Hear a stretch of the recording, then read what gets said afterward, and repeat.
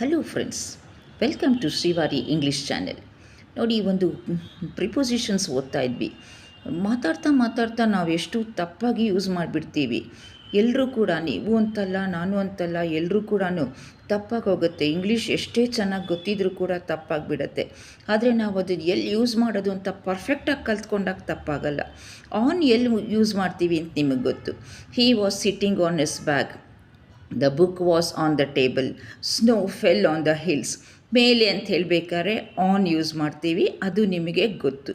ಆದರೆ ಹೀಗೆ ಇಲ್ಲಿ ಒಂದು on can also be used as an adverb.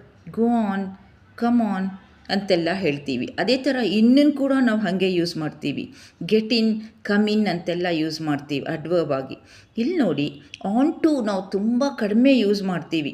ಅದು ಯೂಸ್ ಮಾಡ್ಬೋದೋ ಇಲ್ವೋ ಅಂತ ನಮಗೆ ಕನ್ಫ್ಯೂಸ್ ಆಗಿಬಿಡತ್ತೆ. ಆದರೆ ಈ on to where it is used when there is movement involved in a change of level ಅಂತ. ಒಂದು ಲೆವೆಲಿಂದ ಇನ್ನೊಂದು ಲೆವೆಲ್ಗೆ ಚೇಂಜ್ ಮಾಡಬೇಕಾದ್ರೆ ಆನ್ ಟು ಯೂಸ್ ಮಾಡ್ತೀವಿ ಅಂತ. ನೋಡಿ, ಇಲ್ಲಿ people climbed on to their roofs. ಅವರು ಎಲ್ಲಿ ಹತ್ತಿದ್ರು, ಅವ್ರ ಮನೆ ಮೇಲೆ ಆನ್ ಟು, ಒಂದು ಕಡೆಯಿಂದ ಇನ್ನೊಂದು ಕಡೆಗೆ ಮೂವ್ ಮಾಡಿದ್ರು.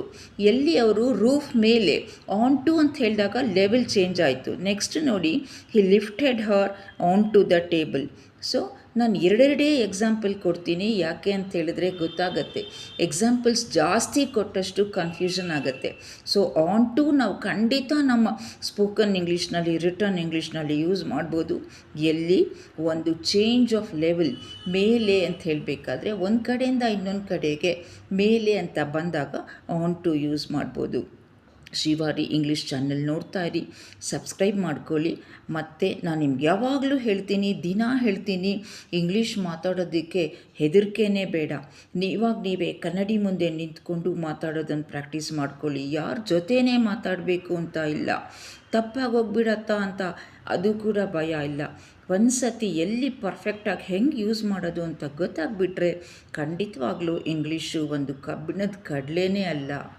ಧನ್ಯವಾದಗಳು.